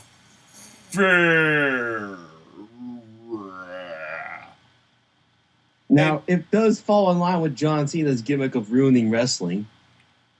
Yeah, but John's trying, though. That's the problem. It's like, they were better. They did better and faster and more interesting shit in the 4 minutes that they had at Elimination Chamber than they did in the 24 minutes that they had here. But again, that's also kind of deliberate because this feels like John Cena is doing this on purpose because this is the type of wrestling match he has to have. Well, yeah, but it's not because he's trying to ruin wrestling. It's because unfortunately, the fans are right. It's not because he doesn't have the intent, but he doesn't have the physical ability anymore to work the matches that he wants to work, so we're getting this. And they're trying to sell it as he's trying to ruin wrestling. But that's not what you see if you watch these matches. He can't go anymore. And I feel bad saying that about John, but he can't go anymore. I wrote halfway through, nothing is happening. And then it's just, I've seen this match. It's like what we always used to complain about with Brock and Roman. I've seen this match better and faster. But it's the same shit. 5 moves. Would you argue that Randy Orton and Cody Rhodes had the better version of this match at the beginning? Cody Rhodes and Randy Orton, in my opinion, blew this match out of the fucking water. Like, it's not even close. But what I mean is that they kind of had the same structure of match in the whole thing of the lockups, the waiting part, and then the actual wrestling bit before they got to the finish. Yeah, but there was Angle. more actual wrestling in Cody and Randy. I mean, I guess that's what your point is, yeah. But that's the point, is that Randy and Cody had the better version of the match that John and CM Punk had. Yeah, totally. 100% totally. They way delivered on that, and this just... And I've liked almost everything that Punk has been involved in since he's returned. This is the least favorite thing I've seen Punk do in the entire time he's been back. And I don't even know... We don't put on CM Punk. And it's... Well, and I don't even think it's Punk's fault necessarily, but I mean, Punk's no spring chicken himself. But, man... No, but the point is that CM Punk has been wrestling great match after great match. I mean, let's be honest, it kind of helped that he took like 5 years off in between wrestling so that his body could recover, but that's a whole other conversation. True. But that's the thing, is that Punk and Randy Orton are both more active wrestlers than John Cena. They're fresher when it comes to wrestling. It feels like they're wrestling better because they still have the physical ability to do the stuff that they can do. Yeah. Cena in everything he does is just not doing it. Yeah. Physically, he just go in the ring, and he can't do anything outside the signature spots. And even the signature spots are not that great. Yeah, and they're getting weaker, you know? And speaking of things that look weak, I love the homage, but Punk, you gotta stop doing Macho's elbow drop, man. It looks awful. It looks bad. I'm sorry. Bailey's elbow drop, great. Eric Young's elbow drop, great. Kairi Sane's elbow drop, great. Punk's elbow drop, not great. Not great. It never was. Never was great. Again, I appreciate the tribute, but it was never good. And I would love to not see it anymore. And then but I didn't care about that because the STF that John quote-unquote locked in after that was even worse. And then there was a black hole in the middle of that spot between John Cena and CM Punk. You could have fit AJ Lee's head in between the gap that was John Cena and CM Punk. And we get an AA, the first AA, and now we get into the Finisher Fest part of this. Punk does an even worse STF. And that STF was so bad, you could drive the whole of WrestleMania through it. It was just, oh my God. It was so bad that Stone Cold Steve Austin missed the ramp for it and still was able to back up and get on it and go through it and not crash into the barricade as a result of it. But, and then I wrote down here, this match is exposing Cena's limitations. Second AA, then we get the top rope AA miss that goes to the roll through for the third AA. And, the match has Orton, the crowd is hooked, but I just couldn't get into it. And then, then they're teasing the babyface, John's babyface return a little bit. GTS number 2, GTS happens, 2 count, and then here comes Danny Angles, who takes a bump and dies.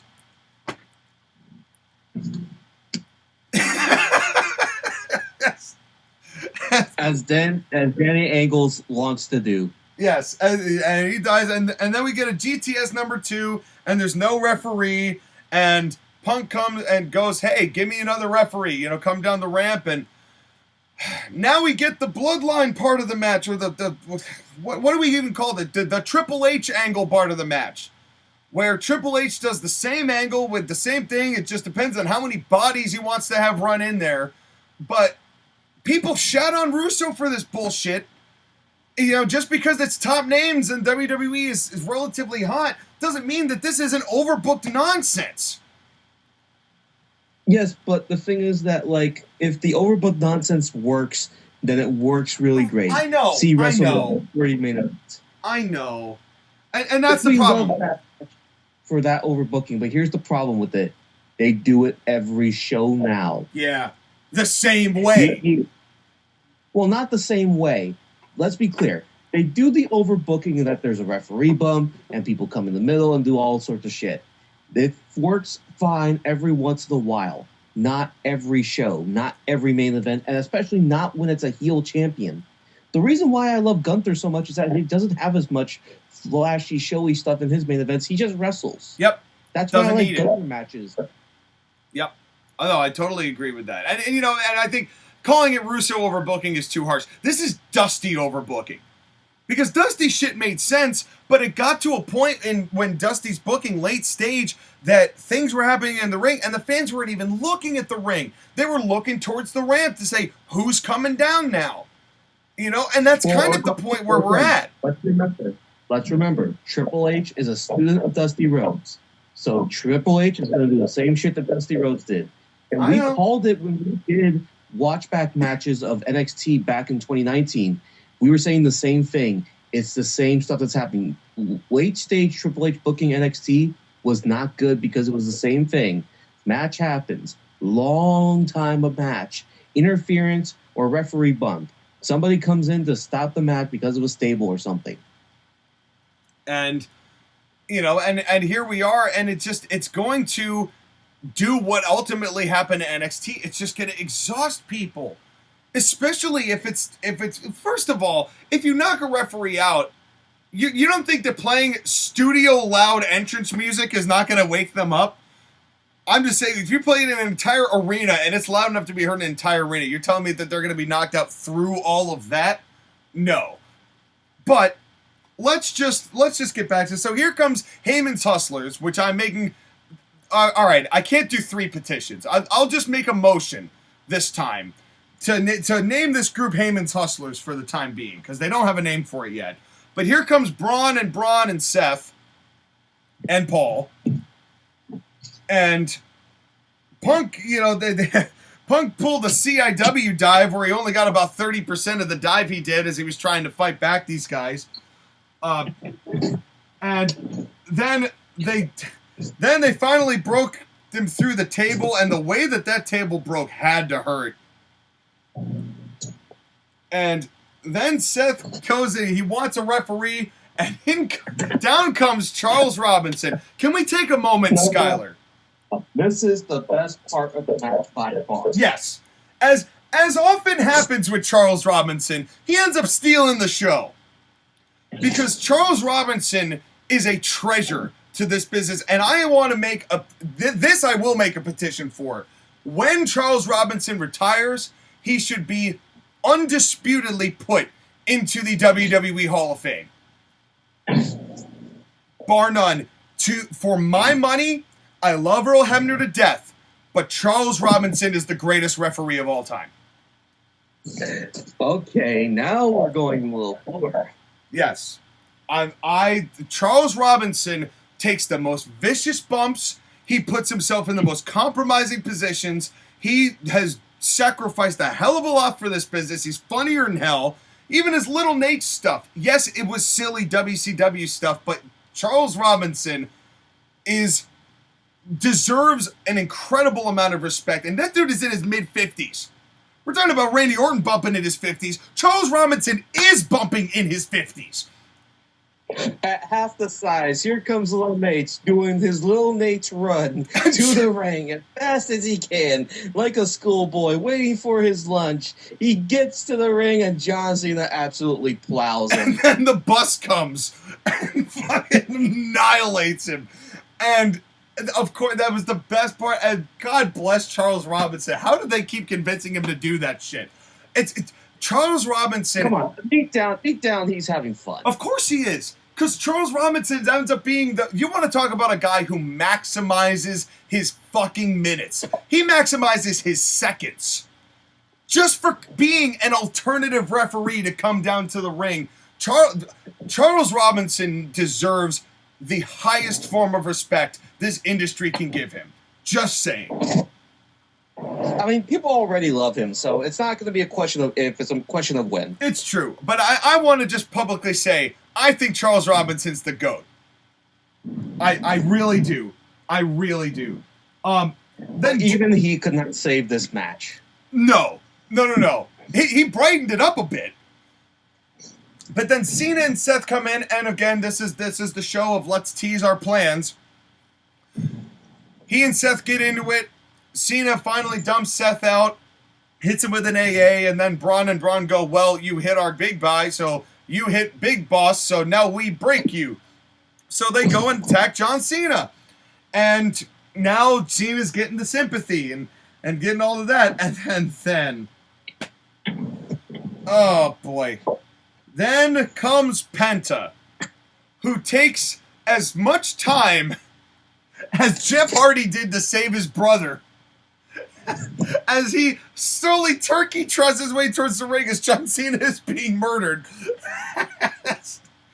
And comes in and, you know, gets into his thing with Braun. They get into the ramp, and then Braun murders him. Braun Breaker, that is. And just... You have to be very specific about which Braun does which. Yes, it does get confusing. And imagine if Braun Strowman was in this stable too.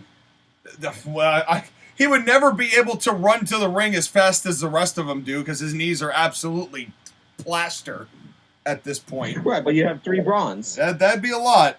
I think that's too much. I think, you know, you can't have too much brawn. You need some brain, and that's, I guess, where Paul comes in. But any case, so Penta's then done, and Braun looks like he's going to go back in, and then here comes Sammy.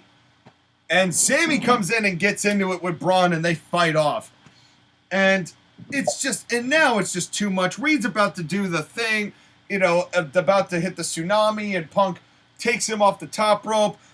Cena hits an AA, Braun, which was impressive for a man his age, to be fair, to lift up Bronson for that. And then, Skylar, I understand this is a moment, you know, where you think you've got it, but for the love of God, why does every babyface have to be an absolute moron? Because it's dumb babyface logic. It's WWE. I hate it. I get you want to shake his hand because there's the old history and all that, but are you really... And of course Punk called it, so Cena shakes his hand, they do the embrace, they do the replica of Elimination Chamber where John Cena looks at the camera, going to betray him, and then John almost yells, "Catch!" into the camera as he pulls back to hit him with the low blow. So thanks for telling us all what was about to happen, John. And then he catches it. And Punk hit. That's absolutely right. Yep. Well, I mean, that's been known for forever. So Josh, again, he ain't the first one to call it, but he's consistently called it. As not as loudly as Cena's called his own shit, but you know, he's called it. But you know, Cena goes for the low blow, Punk counters.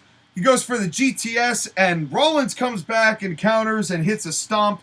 Then Cena throws Rollins out of the ring, and then Danny Angles ate a senzu bean. Because they've been out for the longest time, almost 5 to 6 minutes, which at this point, Danny Angles should be in a hospital for if he's out for that long.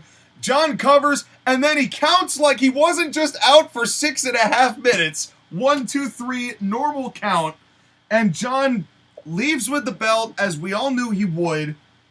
And, you know, this would normally be fine, and I wouldn't be upset with this because it's typical WWE rinse-repeat formatting. But the match before the Madness wasn't good. I'm sorry, it wasn't good. This was maybe my least favorite thing on the whole show.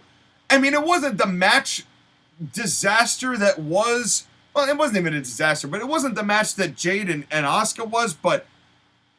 God, it's just... If this isn't a sign of the problems with WWE right now, I don't know what is. This match perfectly encapsulated it. The issue that exists when it comes to the overbooking messes that WWE does. And not only that they're overbooked messes, but they're stagnant, repetitive, rinse-repeat overbooked messes. And it's getting very exhausting to watch these B shows. Because yes, there's important story details that you need for the overall arc, but getting through these shows is, I hate to agree with Cornette and Last, but getting through these shows sometimes is a slog. Because we're getting fed the same shit. Triple H needs to get a little more creative. I hate to say it, but I'm really getting bored with Triple H booking right now. Not the overall idea of it, but he needs more diversity in his finish room. But where is it going to come from? That's a great question. Maybe we need The Rock back. You know, no. Seeing how, maybe that's what it is. Maybe we were wrong the whole time. Maybe The Rock is the reason that WWE is a success, and it's not at all his fault that we're in this mess to begin with. Sean, you're my friend. I love you very much. Never suggest that The Rock needs to be bring in for his creative ideas. No, I'm kidding. Or I swear to every single deity in the world that you will not see tomorrow. I'm kidding in the same way you were kidding about Rhea. I'm just kidding, but it is a problem. Yeah, but you said it with such conviction. And what other podcast is going to give you that kind of structural unity, folks? And so, I don't know. Is there anything else you have left to say about this match? I just left this show feeling wholesale kind of deflated about WWE's product right now, even though I am still looking forward to SummerSlam. Look, it's not that WWE isn't bad. It's just that we're at this point where they're not hot, so they can't cover for things. Yeah. And also because really need new, fresh ideas badly, please. Yeah. Give us some different ways to debut people. Give us some different ways to get through these finishes to where it's not the same shit, the same way every show. You know, and in this show, in this case, twice with the Bloodline and then this, and it's just, I don't know. Would you like to hear what Josh again had to say about the match? Your silence is revealing. Yeah. Holy shit, we have a 6 match on a WWE pay-per-view in 2025. Someone call 911 and have the police do a wellness check on Triple H. In all seriousness, I like 3/4 of this match, and the last fourth sucked ass. Despite being much older, John Cena and Punk still have a ton of chemistry, and this was on its way to being the best one-on-one match Cena has had this year. That's sad to say. Even though the finisher spam kickouts were annoying, but the microsecond the ref got bumped, and he said this in caps, bold, and italics, I fucking groaned. You know what? Cancel that wellness check on Trips because I big mad. Not really, but can we have a pay-per-view main event, or main event in general, where someone wins with 0 interference? Triple H loves interference more than he loves Stephanie McMahon at this point. I'm over it. I don't care if it serves to further other feuds and makes all the sense in the world. The problem is we have seen this movie before. A lot. Quit Force Awakening me. Nice reference. And I like that fucking movie, but holy shit. Good match, dog shit last 5 to 7 minutes. Also, I am officially over this Cena heel run. The Rock handicapped the shit out of it, which already didn't help matters, but now I'm just over it. I hope to God Cody gets the belt back at SummerSlam and we can move on to the Cody versus heel Randy Orton feud that we wanted last year. And so, with that said, let's get to ratings. Let me start with Josh Again's. WWE Night of Champions 2025 was the show of all time. Cody vs. Randy was good, and the street fight was good. Everything else was a solid meh. Again, I don't have all that much to say about this show, as it was just that. A show. I'm going a solid 6 out of 10, as this show did have its moments, but I'm more interested in Evolution and SummerSlam, if I am being completely honest. Back to the 2 sexy hobknockers in the booth, Josh Again out.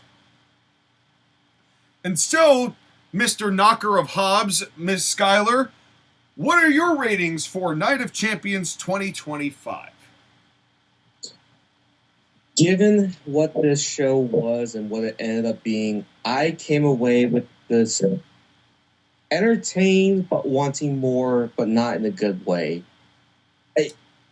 Again, if you're going to go back and watch the show, watch it for Randy Orton versus Cody Rhodes. Everything else can kind of be skipped, if we're being honest, unless you really want to subject yourself to a Rhea Ripley match because for Rhea Ripley, or you really want to see John Cena or CM Punk.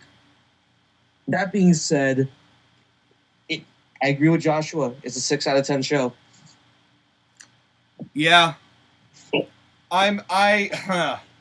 This puts me in a position because when Triple H first took over and we were getting those string of really consistently good shows, you and I had this understanding that we're going to have to change the scale a little bit. You know, and we're going to have to grade things out of 10, not on the Vince scale of good or bad, but on the Triple H scale of good or bad, which was a heightened standard. Do you remember this conversation, Sky? Well, I mean, this conversation was about how a 6 out of 10 show in the Triple H era and a 6 out of 10 show in the Vince era are very different. Oh yeah, almost completely categorically different. You know, a 6 out of 10 show in the Vince era would have 5 matches that were absolute crap and 2 matches that slapped. Sometimes maybe just one really, really, really good match that slapped. Where a 6 in this era is everything was fine.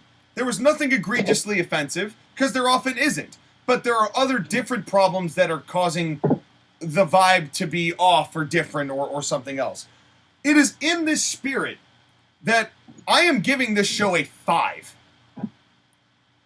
Because this show started great and got steadily worse as the night went on, and I think the main event was a perfect cross-section as to why there is such a frustration and a burnout when it comes to WWE, so much so that the IWC is completely losing their minds and asking for Vince back. Which is, A, never going to happen, and B, absolutely the stupidest thing you could ask for. Never advocating for Vince McMahon to ever take charge. Me ever either. Again. And by the way, just for the record, folks, if that ever happened where Vince came back to WWE, we would probably do a wrap-up podcast, and that would be the end of CMP. Because that would end my interest in not just WWE, but professional wrestling, period. That would kill it. Worse than WrestleMania 38, that would straight up kill it. That would be the end of this podcast. So just to put it in perspective, in no way am I ever, ever, ever going to advocate for that. But some people are, because they're dumb. But that's where we're at with that. And this show showcased why, I think. Because there is a rinse, repeat, by the numbers aura to this show that, yes, the crowd is rabid for these shows. It's not like that's showcasing itself on camera, because the crowd are still going crazy for these matches. They're still getting people so superly engaged in making money hand over fist and doing a good job of selling arenas. But there's something different about the soul of the show. And I think part of it is the fact that it's been demonstrated with the way that the advertising is going, that they're now basically up to the highest bidder, as the Rumble is going to be in Saudi Arabia next year, folks. Remember that. You're going to get a women's Rumble full of Power Rangers, or maybe not even a women's Rumble that year. So just be prepared for that. But in any case... between the product placement, like the Slim Jim logo being on all the tables they're using right now. Yeah, there's something different about WWE's identity right now that is, to me, concerning about its future. And this is a really... Not that it's going to ever not make money, but there's a real strong risk that TKO is going to get to a point where they're going to start making money despite itself. And it was this kind of laziness in the rinse-repeat level of booking that turned people off from Vince all those years ago during the peak of Cena's run.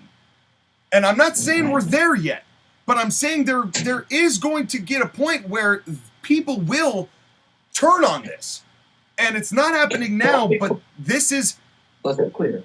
The solution is not putting Vince back in charge. Correct. The solution is not putting The Rock back in charge. Correct. So if The Rock is in charge and Triple H is out, I'm done. Yeah, I won't blame you. I won't blame you, and I might give it a shot. Watch But a show where Brian Gewirtz is the main writer. Yeah, we've seen that before, and it doesn't draw. And and so I'm not trying to say that Triple H should be or needs to be removed.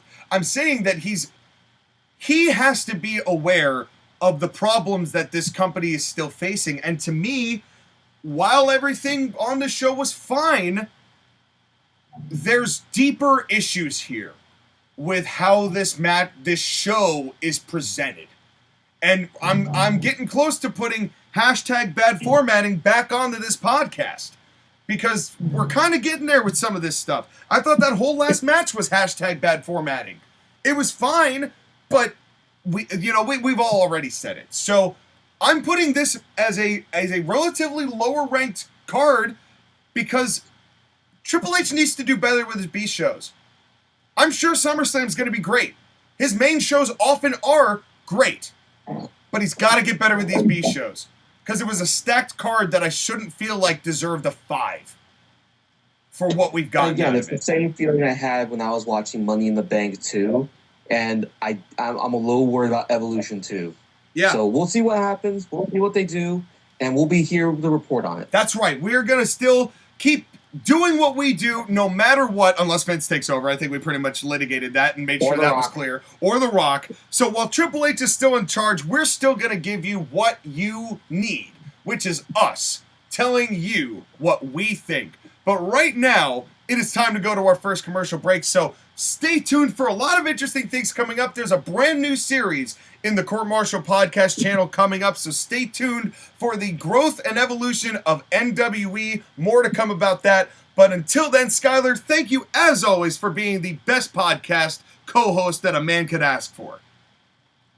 And thank you for being the best host a co-host could ask for. Well, and with that lovely piece of warm in our stomachs, and while our fans go to vomit, we will be right back right after this.